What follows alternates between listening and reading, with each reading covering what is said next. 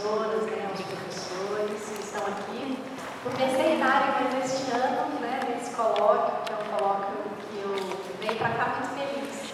Né, então, eu quero agradecer e parabenizá-los também. Bom, vamos lá, para não perder tempo. Né, o tempo é muito curto. Modesto Brocos foi um destacado pintor e professor espanhol da Escola Nacional de Belas Artes no Amanhecer da República. Como pintor, professor e escritor, legou à arte brasileira do século XIX uma singular produção, considerada como representativa da arte dos 800 e relevante para o estudo do ensino das artes no Brasil. É considerado um dos pioneiros como gravador e pintor de negros no Brasil e um dos mais expressivos defensores da arte decorativa como arte profissional ao findar o inteiro. Sua tela mais famosa, conhecida Redenção de Caen, foi recepcionada por setores político-intelectuais como ícone do projeto de embranquecimento.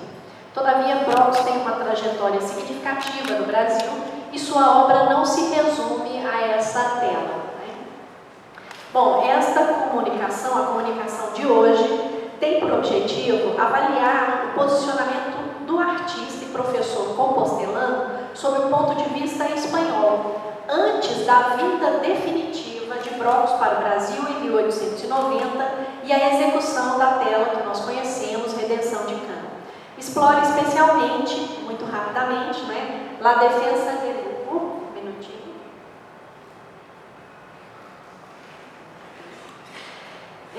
e sua recepção na imprensa espanhola. Peço desculpas aí pela má qualidade da imagem, né? Não tive como fotografá-la. Ela não está disponível, né? Só nos livros. Por meio dela, procure investigar o lugar de Modesto Brocos no âmbito da produção artística na Galícia e sua vinculação ao tema da pintura de história e a relação com o movimento costumbrista. São apontamentos sobre o tema de uma pesquisa curso, sem, portanto, a pretensão de concluir ou esgotar o assunto. Antes de completar 20 anos, Modesto Brocos deixou a Galícia e se trasladou para a Argentina, local em que ele trabalhou como ilustrador. Posteriormente, se transferiu para o Rio de Janeiro em 1872, ocasião em que teve a oportunidade de se inscrever como aluno de professores como Vitor Meireles, Zeferino da Costa. Todavia, não é nesse momento que Brocos se estabelece em definitivo nas terras brasileiras. Depois dessa curta passagem no Brasil, ele viajou a Paris em 2 períodos, em 1877 e depois em 1881, e lá teve aulas com Henri Lehmann e com Ernest Herber, ambos que eram discípulos de André. Né? No intervalo entre os anos que viveu em Paris, permaneceu também um curto período em Madrid e frequentou o ateliê de Federico Madrazo no ano de 1879, que era um destacado pintor, né, de temas históricos e retratísticos. A experiência produziu a base artística dos primeiros anos de formação para que o artista executasse a obra Rebeca dando de beber a Eliezer, com a qual Brocos ganhou uma bolsa para estudar 4 anos em Roma. A bolsa foi concedida pela Deputação Provincial de La Coruña, órgão que, mediante pensões e subvenções, auxiliava novos artistas. Com a exigência de se pintar um tema de caráter bíblico, Brocos escolheu a história de Rebeca e Eliezer, tela que será importante para discutir as questões eugênicas relacionadas à produção do artista, já que a história bíblica envolve o tema da raça e da terra. Esse tema aí, eu não vou explorar aqui agora por causa do tempo. A concessão da bolsa obrigou Brocos a pintar uma série de quadros logo em seguida. No primeiro ano, ele deveria fazer uma cópia de um quadro antigo de um renomado pintor, quando então ele executou a obra La Justicia, né, uma cópia de Rafael. No segundo, ele teria que pintar uma figura de tamanho natural, é quando ele realizou o quadro Desnudo de Hombre. E por último, um quadro de história, sendo As 3 Idades o tema eleito pelo artista. É como resultado desse pensionato em Roma que Brocos executa La Defensa del Lupo, tela que recebeu menção honrosa na Exposição Nacional de Belas Artes na Espanha em 1887, quando Brocos tinha apenas 36 5 anos. A prevalência pela pintura histórica foi uma regra nas academias espanholas, né? Então aqui é a pintura, né? La Defensa de Lugo, um estudo. E em seu cenário artístico no século XIX, mais notadamente até 1850, quando passa a ser gradualmente substituída pela arte costumbrista, ou pintura de variedades, né? Ou mesmo pela pintura social. No final do século, predominará a arte mais eclética, o que sem dúvida vai afetar a obra de Brocos. O costumbrismo na Espanha tem seu esplendor entre 1850 e 1860, com obras que respiravam verdade e vida. Uma arte voltada à representação do cotidiano rural ou citadino e que não exigia as dimensões de uma pintura de história, arte oficialesca do século. Essa mudança é fruto das transformações de uma sociedade europeia que cada vez mais afinava a arte com outros princípios, né, que estimulavam temas religiosos e a própria pintura de história. Embora fosse uma arte mais identificada com uma conjuntura, né, que muitos dizem que é uma conjuntura burguesa, o costumbrismo também dará margem à busca pela valorização do pueblo como sujeito coletivo e criador de uma nacionalidade e de uma história particular. O costumbrismo está relacionado a uma crise de nacionalidade na Espanha, pois o problema essencial era responder à sua decadência em relação aos países europeus. Era preciso encontrar a chave para a modernização da Espanha em suas várias dimensões, especialmente na esfera cultural. A conjuntura de reforço à nacionalidade esteve ainda ligada à perspectiva espanhola, que eles chamam de regeneracionista, que incluía uma revalorização desse passado histórico.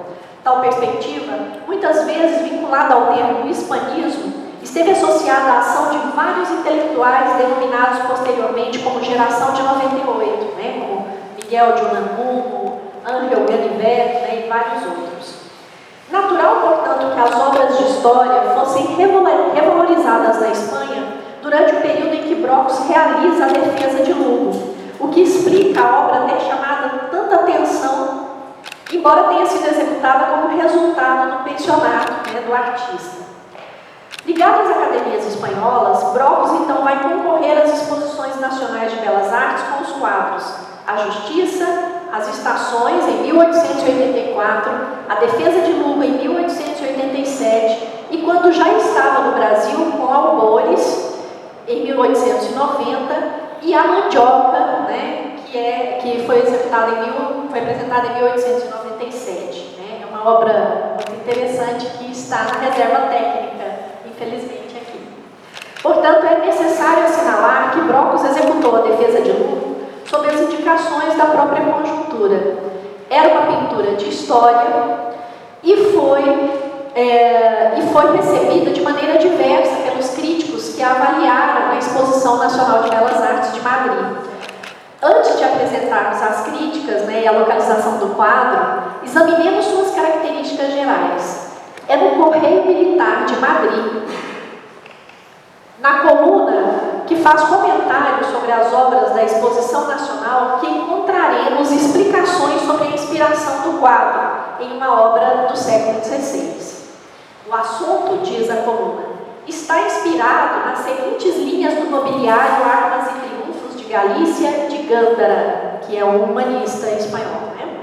Abderramán penetrou em Galícia, teve grande batalha no bispado de Mondonedo, e nesta entrada consta uma tradição certa que os mouros cercaram a cidade de Lugo e que a defendia um cavalheiro da casa de Ribadeneira, que se chamou Sancho Dias de Ribadeneira, senhor da antiga casa de Torres, que, estando sem mantimentos, jogou pelos muros, no campo contrário, quantidade de pães e cordeiros para dar-lhes a entender que sobravam víveres e que os mouros, com isso, se levantaram e foram embora. Né? Então, é isso que nós vemos na obra. Nas observações colocadas em maio de 1887, no mesmo documento, no Correio Militar, nós vamos encontrar ainda a observação de que o quadro não é uma obra de primeira ordem, nem muito menos, mas que o autor promete e que equilibrado, dentro dos limites naturais, sendo modesto, sem a pretensão das exageradas proporções a que normalmente estavam submetidas as obras de pintura de história. Já em julho do mesmo ano da exposição, um dos mais respeitados críticos do período, Rafael Balsa de la Vega, também fará uma apreciação da obra na Revista Regional da Galícia, edição de 1887, calcado no desejo pelo naturalismo, e pela fidelidade na obra. Em A Defesa de Lugo, ele vai dizer: Dom Modesto Brocos não cumpre a promessa que nos havia feito de uma obra de verdadeiro mérito. Sucede muitas vezes que o pintor consegue a ideia do quadro, mas não logra dar-lhe forma no óleo, e é isso que acontece ao Sr. Brocos. Ademais, na parte que a história se refere, não é exato em sua produção pelo pensionato em Lugo. As muralhas de Lugo foram sempre de granito, pelo menos alguns séculos antes que houvesse tido lugar o ato cometido pelo herói, que levou adiante um cordeiro e um pão como timbre de glória em seus escudos. E para que se convença do que lhe digo, rogo que ao distinguido artista que aqui estudou se tome ao trabalho de ler o Cisne do Ocidente e a história da metropolitana bracarense, e ali encontrará a descrição detalhada de Lugo. Então, ele vai continuar fazendo uma série de críticas, faz críticas à perspectiva, à questão do desenho, e diz que a única coisa, eu não vou ler tudo por causa do tempo, a única coisa que é de se notar na obra é a questão da cor, que apenas a cor merece a aprovação dos inteligentes, ele diz isso. Como um artista jovem, uma obra promissora, os quadros de Brocos possuíam certa rigidez que a autora Maria Dolores Liane Pereira considera explicável por serem obras de estudo. De qualquer maneira, o colorido já é destaque desde a obra Cena Bíblica, que eu mostrei anteriormente, e também será valorizado pelo próprio artista, que explica decidir aplicar a técnica com que sabia do impressionismo para acertar o tom em que pintou o cordeiro em A Defesa de Lugo. No livro Retórica dos Pintores, que publicará em 1933, já como professor da Escola Nacional de Belas Artes, Brocos dedicará um capítulo à discussão da cor. Para o artista, o gosto pelas cores era algo que se apurava com a civilização, especialmente por meio dos tapeceiros, os modistas e os fabricantes de tecidos, e ele considerava que a cor era algo fundamental, era quando entrava o sentimento do artista.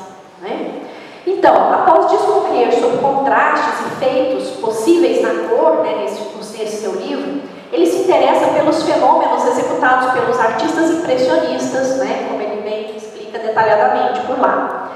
Ao analisar a pintura de gênero na Espanha, uma outra autora, Vitória Solves, destaca que a preocupação com a cor era fruto de um protagonismo já influenciado pelos novos tempos, em que havia riscos do desenho ficar em segundo plano. E esse foi um dos elementos reclamados pelos críticos da época. Então, quando o artista era jovem, ele estava influenciado pelo impressionismo, ele pintava a cor e esquecia do desenho. Concluindo, sem concluir, concluindo, na sua paleta eclética de Brocos, haverá a busca pela verdade em obras atreladas às encomendas oficiais e aos cânones a que esteve submetido.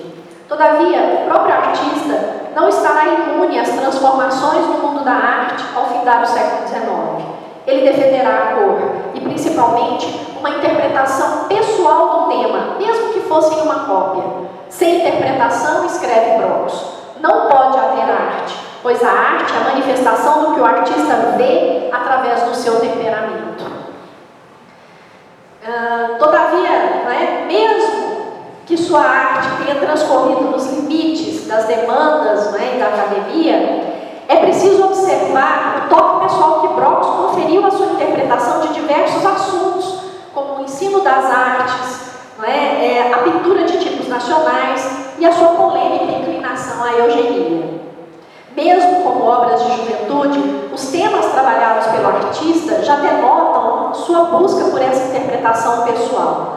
Nesse sentido, aos que viram Na Defesa de Lugo uma obra bem executada, especialmente no que se refere à sua reconstrução enquanto arte, a escolha de um tema quase mítico para expressar a defesa de uma localidade. Eu não vou citar aqui as Então, em 1888, o quadro ficou exposto no Salão de Paris, depois passou a Corunha, nas mãos do irmão de Brox, Isidoro Brox, professor do Picasso, quando então Modesto se mudou para o Brasil. Posteriormente, ela vai ser adquirida pelo Centro Galego de Havana para decorar o Palácio Social, e local em que permanece até hoje, considerado como um dos expoentes da pintura histórica na ilha. Obrigada.